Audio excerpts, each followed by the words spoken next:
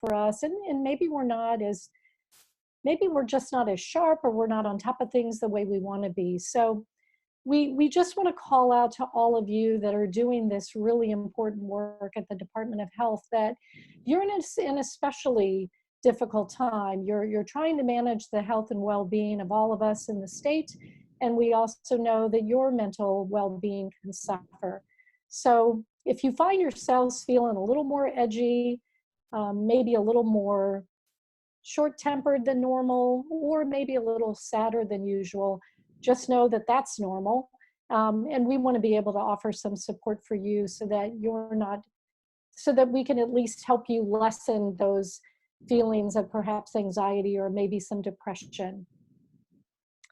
So just Yeah. remember, oh, go ahead, Cindy, jump in. I would just add, you know, if before this crisis you were already focused on your mental health and working on, you know, in therapy or had support systems, now's not the time to give those up. That I would encourage you to keep going to therapy, to be gentle with yourself, to, you know, to tell yourself, I'm doing the best I can to get through this. These are extraordinary circumstances.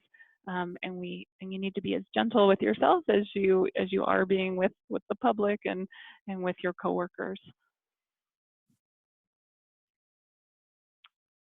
Okay, I'll jump into the next slide. So the first offering we have to you is around practicing mindfulness, and you know, some people here might already have different mindfulness practices that they do. That might be part of your self-care. It might be a part of religious practices. The idea of mindfulness doesn't have to look a certain way. I think sometimes we think it needs to look like, you know, sitting with our legs crossed and meditating in a certain way. And mindfulness is really about staying in the present. And what challenging times do, what stress does, what trauma does, is it pulls us into the past, or it pushes us into the future. We're thinking about what next, what if, or if you've experienced trauma in your life, remembering like these feelings of panic or anxiety I'm having now, or the stress is reminding me of past things that have been really hard. And so difficult experiences often pull you out of being in the present moment. And so the invitation is to come back into the present moment.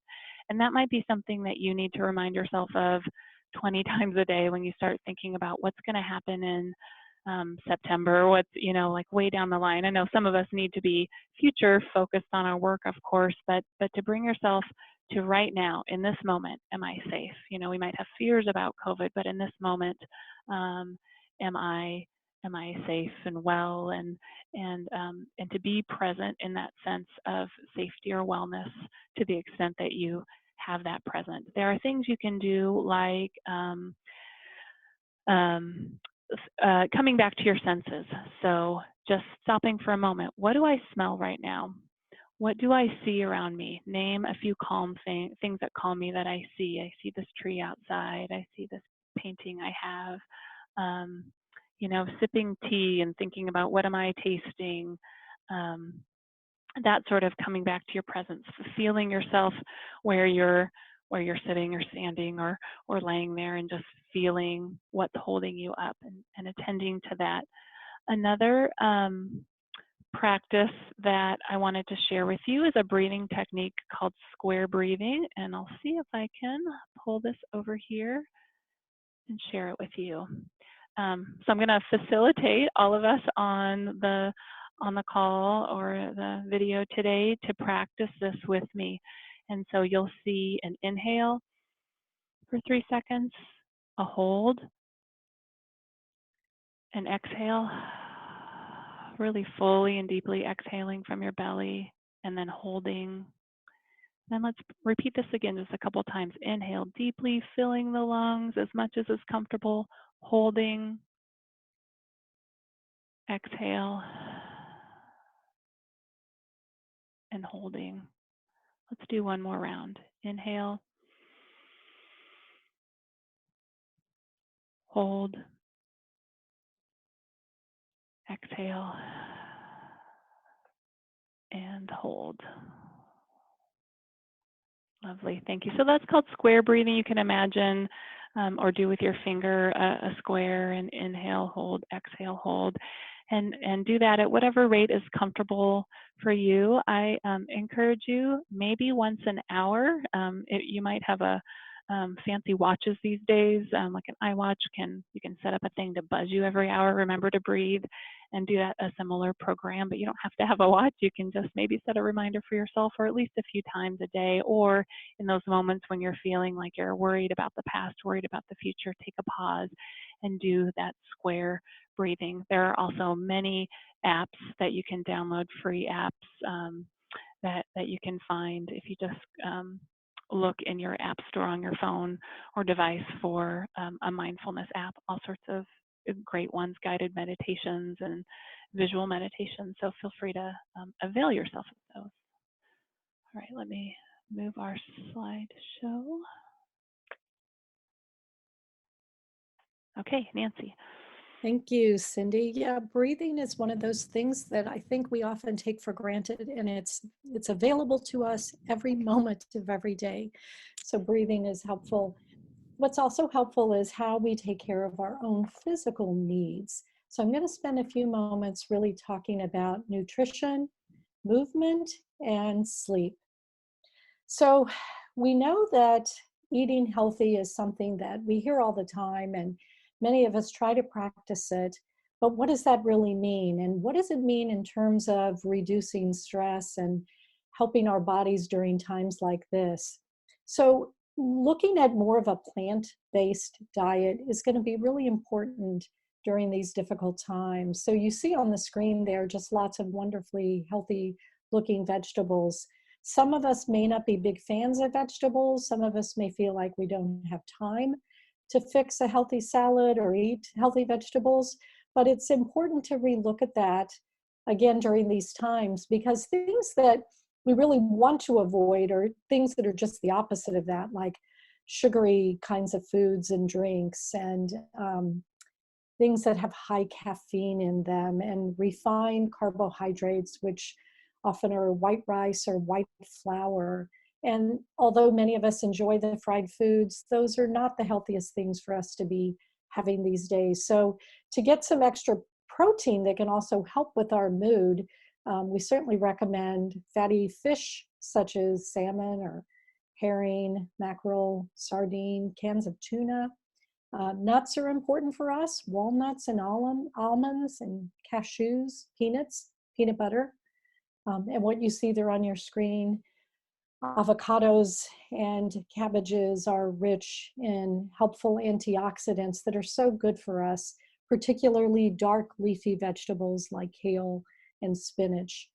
And again, not to miss our fresh fruits. Blueberries and strawberries are high in antioxidants, which can really be helpful for us during times like this. And I wanted And to also, add a note, sorry, Nancy, to jump in about some recent research that came out that took a group of students who all had similar diets and all had some level of depression, anxiety, and half of them were asked to not stop eating the foods that they were normally eating, but to at least add 5 servings of fruits and vegetables a day. And there was a significant clinical difference in 2 weeks of eating more vegetables and fruit, a significant difference in lowered depression and lowered anxiety. So that's huge to know. You might still want to grab some of those comfort foods, but just add some fruits and vegetables to your diet during this time of stress. I think it's so amazing that doing that for just a short time can actually decrease anxiety and depression. Back to you, Nancy. Thanks, Cindy. Yeah, and the other thing that I wanted to mention here too is that sometimes we'll reach for caffeine and we'll kind of do overkill on the caffeine, and the same thing for alcohol. And this is a time to really be mindful, as Cindy said, about what we're putting in our bodies, and just to know that it's important to just not overdo anything. If we're going to overdo, let's overdo on the healthy kinds of things like our movement and getting out in nature and communication with each other. And we'll talk about that in a moment. But the last thing I wanted to touch on here during this slide is this aspect of sleep. And so many of us struggle with getting good quality sleep. there are lots of reasons for that. And part of that is, as Cindy said, is around nutrition and movement or lack of movement. But I also know for those of you on this call that are older that may really struggle with sleep, we have people that have changing hormones and that can interfere with sleep quality, that do what you possibly can to get those 7 to 9 hours of sleep, if at all possible. And part of that just means taking a break from the stimulation in our lives, the TV, the news, the phone, the tablet, kind of putting aside those sorts of things before bedtime. And there are wonderful calming apps that I know many people use to try to relax at night, and meditations that you can do to sort of step away from whatever seems to be worrying and in your mind, to just begin to do some deep breathing and get to bed and at least work on better quality of sleep. So Okay. that's important. Thanks, Nancy. Yeah. All right, another huge one is about separating what is in your control from what is not. There is a lot about this pandemic that is not in our control, but there are things that are, right? Some of the precautions that you all are recommending to the community: wash your hands, remind others to wash their hands, take your vitamins, setting boundaries about when and how often you're consuming media. Again, I know for some of you that's part of the work that you're doing, is consuming all this information about COVID. Do you have some time where you can turn it off? Or maybe you're having to work, long days and into the weekends, but can you set aside intentional time where you are saying, I'm not going to consume for just this hour, I'm not going to consume information about COVID, and find where you have choice in the midst of this. If you're teleworking, can you work outside? If you're at the command center, can you take a break and go on a walk? Can you be intentional about setting those things in to have a little bit of control? And then the last thing we have control over is we have an internal locus of control, right? Even if everything on the outside is dictating what we need to be doing, we can choose as individuals who we show up as today. And so I think that's a really great question for you to hold. When I show up at work, who do I want to show up as today? And then be that person. When I get back home, who do I want to show up as at home? And then work hard to be that person. Nancy? Sure. So for all of us, our sense of safety can be very individualized. What feels right for me and what's safe for me may Whoops, be very different for sorry. you. So it's important that we not compare ourselves to each other around this. And again, our life experience can sometimes dictate what this is as well. So this image here of a little baby with a teddy bear might actually work for some people. I know for me, I can take that teddy bear and just think of my little dog and how much comfort and safety I get just from an animal in my life and going on long walks with him. But again, for any of you, think about what makes you feel calm and what makes you feel safe. I mean, it could be a song, it could be your favorite song that you want to play while you're taking a break from work and going on a walk. It may be something that you repeat over and over to yourself. It could be a particular mantra. And it's also around what gives you hope, especially now with so much news and so much information coming our way. Sort of taking a break from all of that and just going inside and being mindful about what's surrounding you and what is a safety element for you. Again, for me, it's nature, it's being outside, it's breathing fresh air. I think we are so fortunate to live in a state that provides us that on a regular basis, that we can touch nature so quickly and breathe clean air. So think about what is important for you, and make that happen for yourself. Cindy?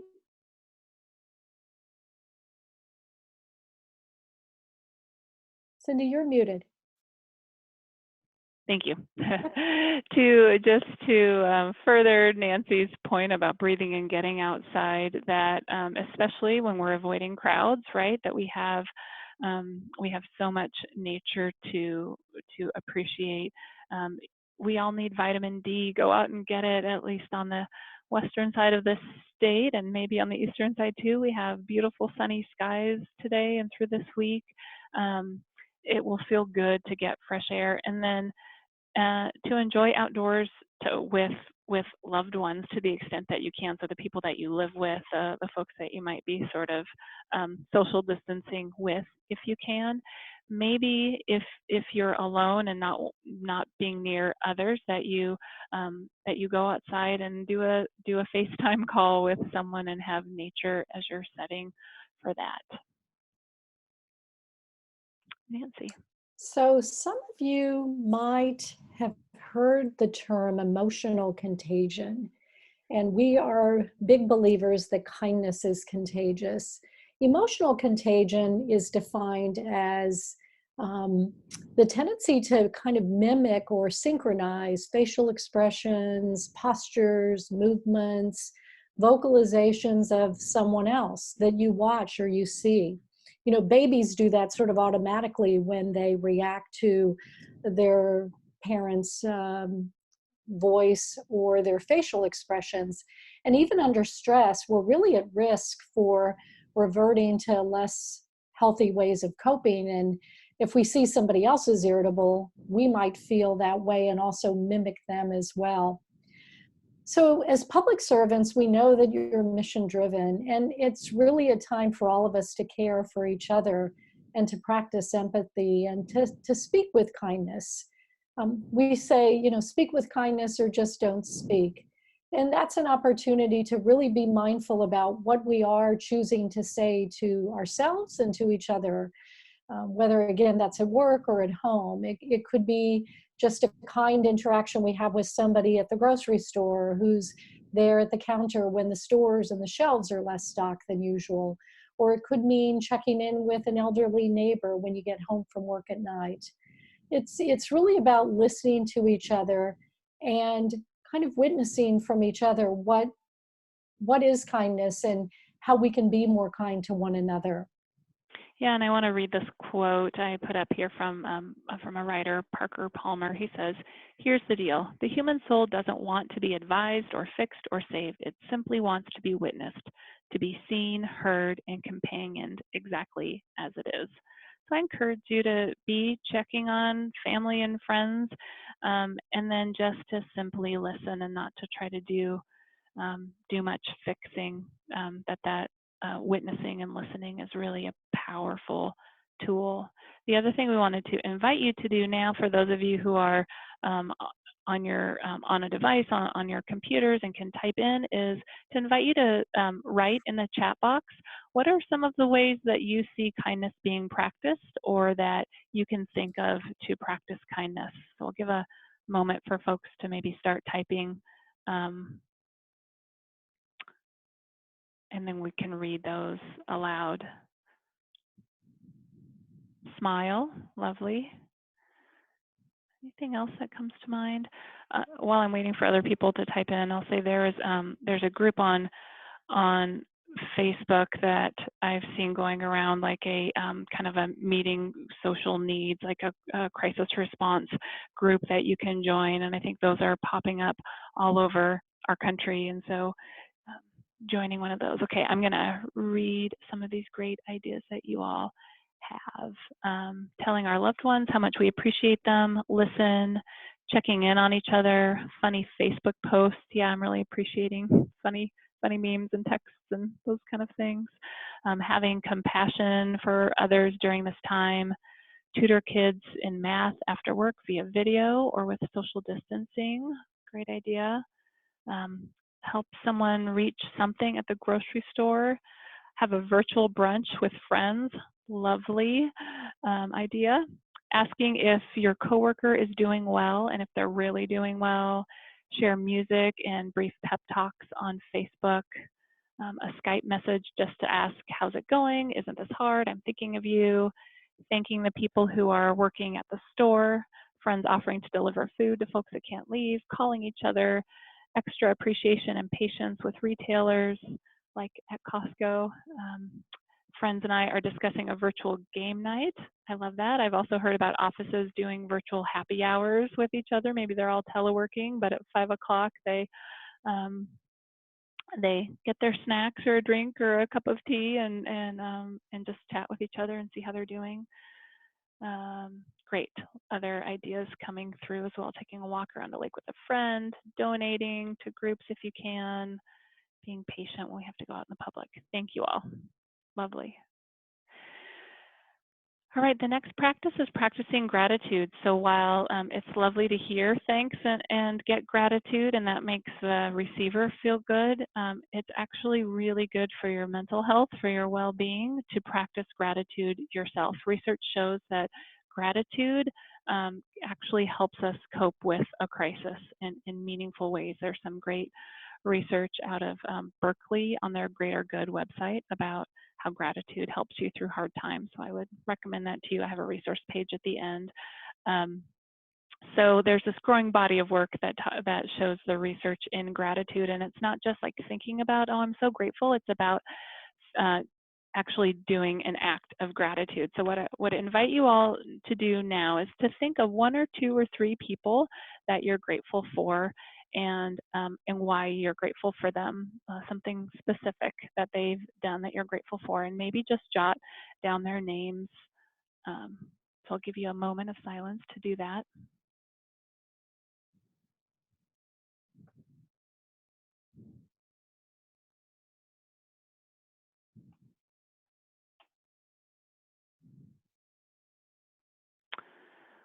Okay, and then here's my challenge for you all is, so you've written it down. Now I'm going to ask you to let that person know that you're grateful for them. Send a text, make a phone call, but actually physically somehow voice that gratitude for those 1 or 2 or 3 people that you thought of. Because it will make them feel good. It's an act of kindness, but it really will help your own mental health, and consider doing that every day. Nancy. So yeah, this may sound like an oxymoron. Here we are being asked to socially distance from one another, and yet we also know the connection is so important, and maybe more important than ever now. So how do we do that given where we are today?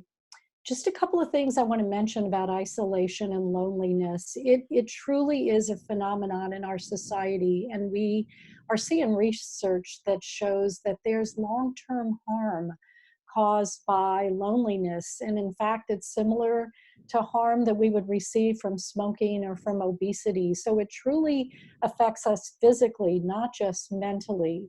So how do we avoid that during these times? How do we connect more face to face from afar?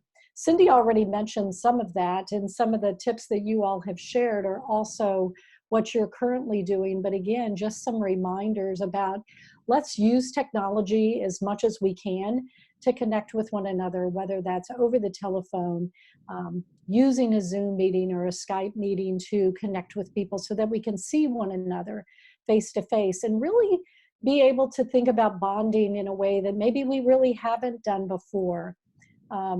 Get away, maybe less texting and more of that face-to-face interaction via the computer, and figuring out how to cultivate your own community this way as well. I mean, there may be a particular park that you like to go to, and even though you'll practice social distancing, just giving each other a smile and speaking a little louder to connect with somebody is still connecting with somebody. So there's, I'm sure, lots of creative ways that you all have already learned and have practiced, but we just wanted to mention that we want to make sure that we're connecting with one another, especially during this troubling time. Thanks, Nancy. And then building resilience. So just, we do whole webinars on resilience, and so we only have a couple minutes. And I just want to say that resilience can be learned. It's a skill that you can learn, and there's some great resources online to read about that. The main components of learning resilience are connection, like Nancy just talked about, wellness, focusing on your physical wellness, like we talked about earlier. Healthy thinking, so kind of catching yourself spiraling in negative thinking and making choices about a more positive thinking. I can do this. We can get through this. Look at how awesome we're doing in terms of our response, and focusing on those positive things. And then making meaning is the last core component of resilience. So I know it might be hard to make meaning of this situation, but are there ways that you can find meaning in the midst of this? Or maybe in the big picture it's hard to find meaning, but in the little ways, where are you finding meaning in your work? Thanks, Cindy. And yeah, not everything is canceled. I just wanted to briefly call out this slide that um, gives me a big smile, and I hope it does for you as well, that so many things are not canceled here because these are things that we have access to every day. So it is about embracing what we do have and focusing on what's positive around us. Thanks. So just to wrap up, I want to talk about if you do need more help. So we talked about all these things that you can do on your own or in community. I won't read all these, but I know some of you have called in. So I'll just, up on the screen, I have some of the symptoms of trauma, and noting that some of you all might be experiencing secondary traumatic stress if you're kind of on the ground in this crisis doing this work.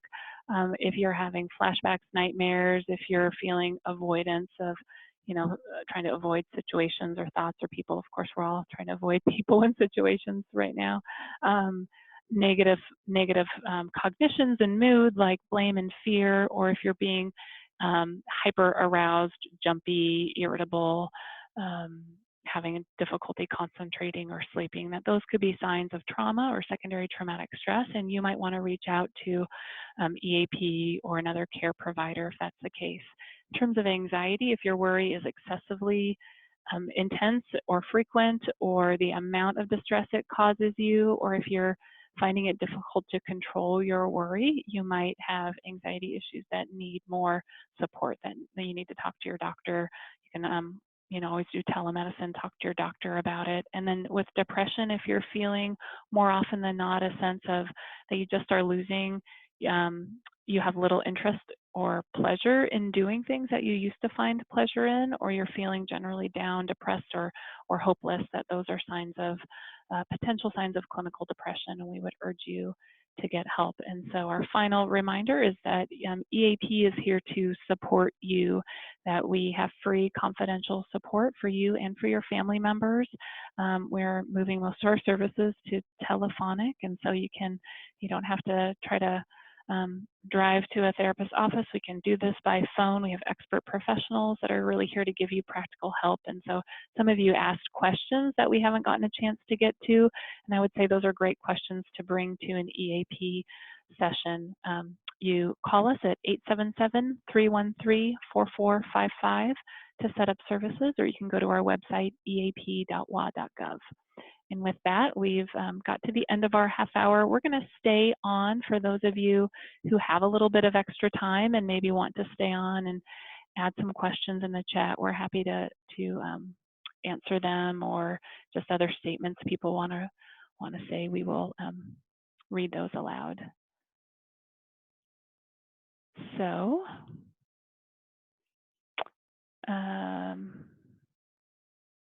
okay, so a few thank yous. You're very welcome. We plan to continue to offer these. You all were our pilot, our first group. We kind of scrambled to get this together quick for you all, but we'll continue to do this for not just DOH, but for all state employees as a way to support folks. Thank you all for your time.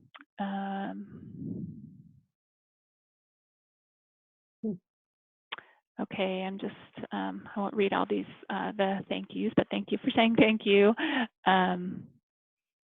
Any questions that people want to pose? There's a Q&A, I'm going to go back to one early on. Someone asked, I think most of us understand what we should eat, and it's hard not to nibble and feed our stress when we're stuck at home or on the incident management team. Any tips on how to avoid that, and any suggestions for getting enough plant-based food when we can't get to the grocery store? Great questions. Yeah, I find myself when I telework, I eat much less healthy than when I'm in the office. Um, Nancy, Nancy has wonderful experience in the wellness world. Do you have any initial thoughts on Yeah, avoiding sure. those nibbles? I'll jump in there. Yeah, and if you are, as you said, stuck at home or on the incident command team, this is also something. Let's talk about with the team, that it may be that the team can support each other in this too. Kind of collectively deciding, okay, this is what we all want to support each other with, and having healthier options available where you are. The other thing when this happens, if you're feeling the need to kind of go to unhealthy options when you're at home, is to just sort of step away from that. It may be that you are able, if you're home, to just take a break and walk outside, take a 10-minute walk, just kind of walk away from where that food is located, probably in your kitchen, and do some deep breathing exercises as well. You'll be amazed how quickly the mind can shift from one obsession around eating unhealthily to then suddenly being at a place where, no, I really am going to make a different choice here and I'm going to make a different option. The other thing is just really reducing unhealthy options that you have in your home. And that may be easier said than done, but it is an option that people can make a choice not to have those things around them. And so when you can get to a store or get anything that's on the healthier side, certainly do that and have, again, less of those unhealthy options available. And I'll just add, I noticed I did some grocery shopping yesterday, and a lot of the canned goods and prepared meals were gone. At least at the grocery store I was at, there was still a lot of fresh vegetables. I think as people think about, disaster preparedness, they want to get, all the ramen and soups to disappear, and those really aren't the healthiest options. So I would encourage folks to shop the vegetables, to cook things and freeze them in advance.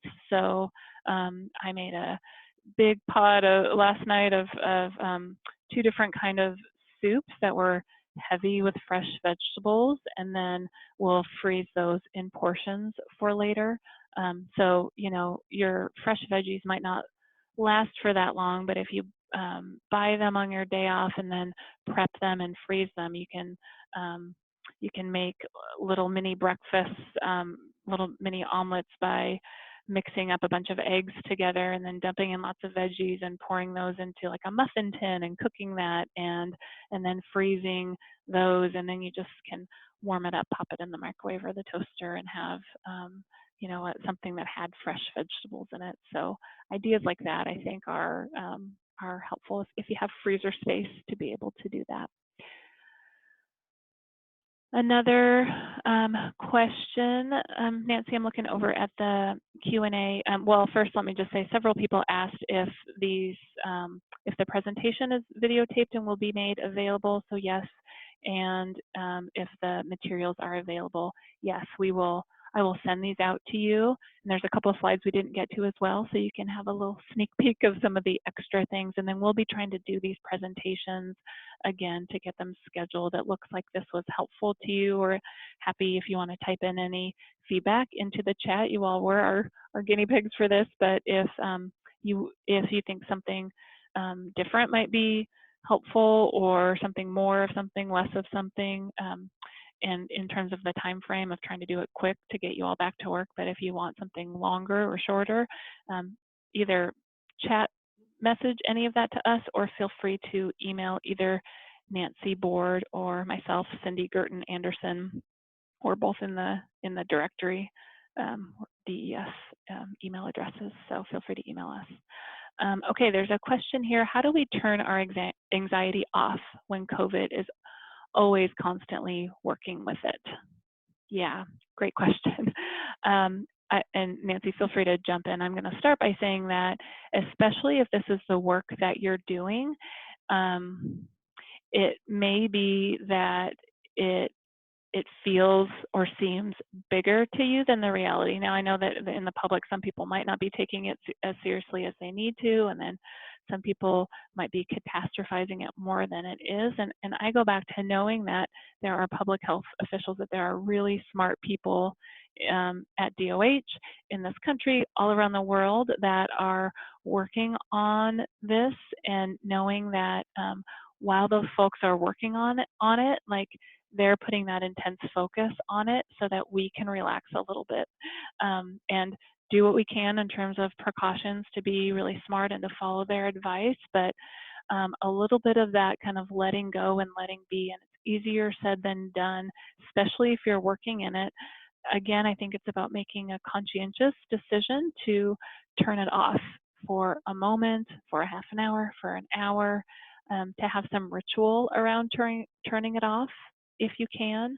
I don't want to assume that all of you have the luxury of like turning off your email when you go home at night and not looking at it. Some of you might be really kind of 24/7 in this, but as much as you can, to at least in that have an hour where I'm just going to enjoy a meal or be with my family, and turn it off is important. I think mindfulness practices will help with this kind of anxiety. So we practice one really a really brief one.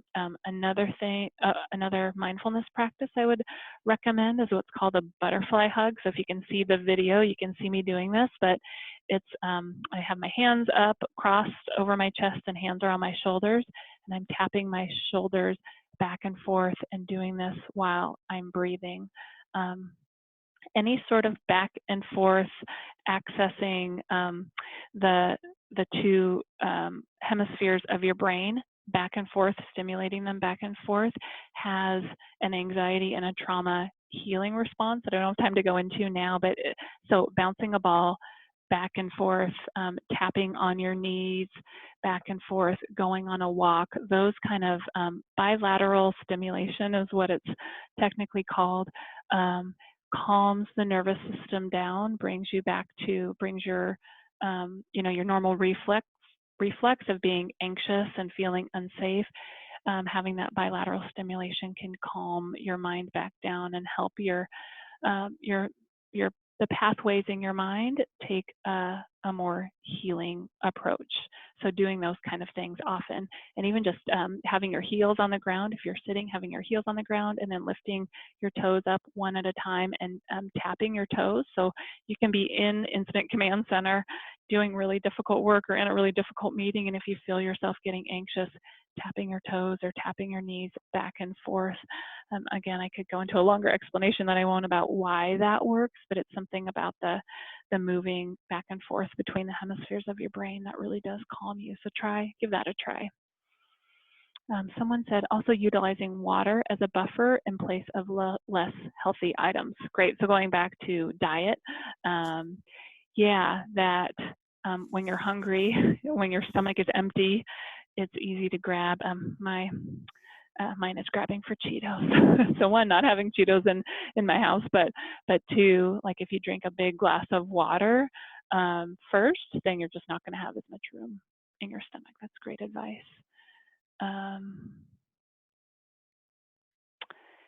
And then how to lessen, someone just added around the question of anxiety, how to lessen anxiety, especially at work, when it's all around you. Nancy, do you want to jump in on thoughts about that? How when folks are kind of in an atmosphere where it's all COVID all the time, things that they can do together as a work group to support lowering anxiety and better mental wellness. Yeah, thanks, Cindy. Yeah, and it's a challenging question in that if you're constantly surrounded by it, it really is important to get away from it, as you said. And again, if you can step outside, if you can literally get away from what's going on around you to a different environment. Being outside means you get to see trees, nature, the sky, take in different smells. Walking always shifts creative energy, and the deep breathing that we talked about. So anything to get away from it. It may be that breaks more often are needed and you're able to take those. We certainly recommend it if you can. And then again, once away from work is to truly tune out and get the kind of support that works for you, whatever that is for you. We talked about safety for everybody is different. So whatever is important for you to create safety with is to get that outside of work as well. Great.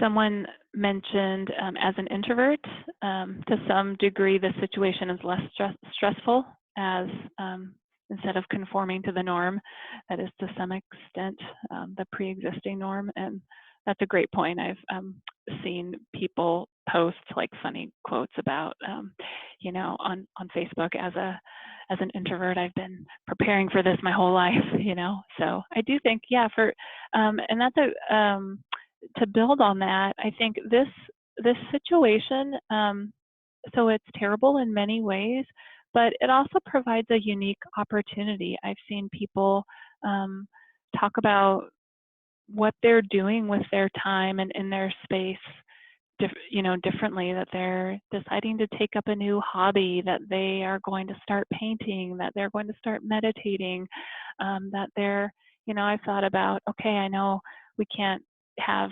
I can't be face to face with friends, so I'm going to start FaceTiming friends. And then I think of all these friends that I've lost touch with or just don't see very often, and that it's easier to see my local friends. But now that I'm thinking about getting my social needs met via technology, like, oh, I'm going to call my high school best friend who I haven't really talked to in quite a while and reconnect with her via Zoom. Like, we've never done that. Wouldn't that be great? So seizing on this opportunity about where is there opportunity for growth or for building spiritual practices for different kinds of deeper connection. Any other questions? Somebody asked if the recording will be accessible, captioned. We will certainly try to do that as quickly as we can to get it out there. I think, yeah, we will work on that. Thank you for asking. All right. Nancy, are you seeing any other questions we haven't gotten to? I don't think so. Or any last questions? Not sure how many folks are still able to stay on, but I Yeah, certainly we still have appreciate over everybody. 50 folks, so Oh, awesome. thank Okay. you.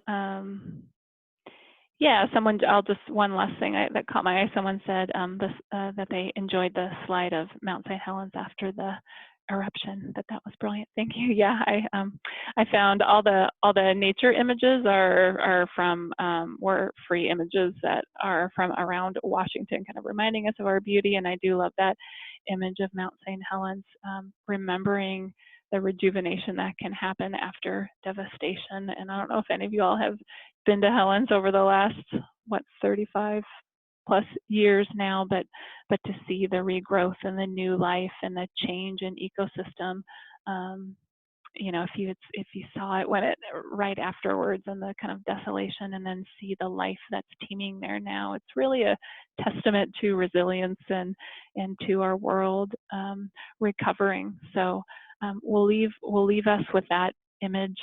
Thank you all so much for joining us today. Thank you for your work, for what you're doing for the state, for the world. It really matters. And we personally at EAP we talk about, you all want you to feel supported and are so grateful for you. Thank you.